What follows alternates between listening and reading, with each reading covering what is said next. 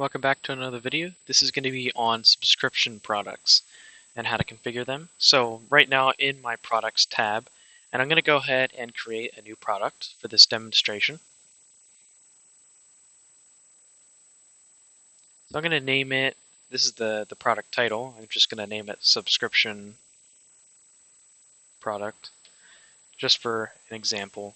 And then all these other options can be configured as well. And I went over these in the simple product video, so you can go and check that out.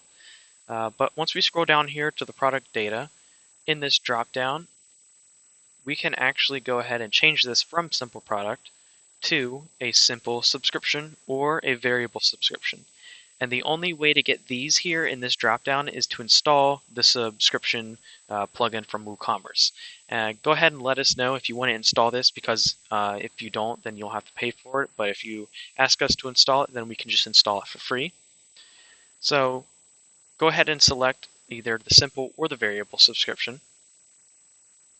And we can actually, up here, there's a couple options, virtual. So we can make this a virtual subscription, so there's no shipping involved, if there's no shipping involved. And we can also make it downloadable if we want to add a file. Once they check out, it's going to download this file.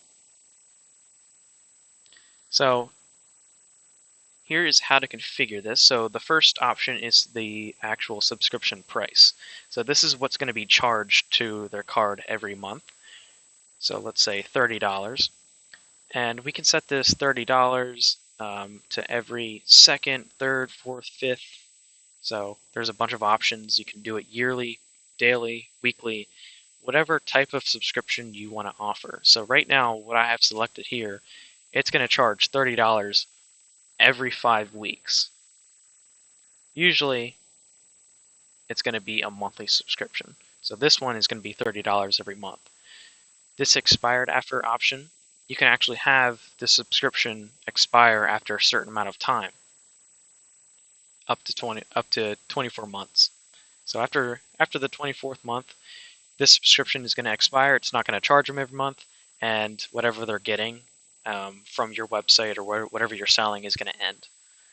There's also a sign-up fee you can add on.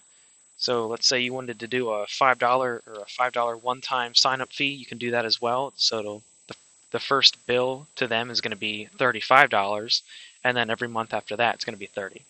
So it's just a one-time fee, and you can set this to nothing if you don't want to have a fee.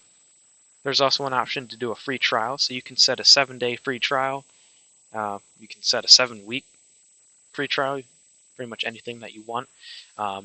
So it's not going to charge them until after the 7 days. And they do have the option to cancel the subscription before the 7-day free trial is up. So keep that in mind. Down here is the sale price. So this is actually going to override whatever you put here in the subscription price. So let's say you want to offer it actually at $25 a month, but have it listed at the sale price. So the subscription price is $30, but it's actually going to be on sale for $25, and you can schedule this as well. And then you can set the tax status and the tax class if you have that set up. Anything else in here is not relevant to the subscriptions unless you want to actually go in here and set some advanced features, which I did talk about in my simple product video. So in here I set all of this up. I'm going to go ahead and publish this. We can view the product.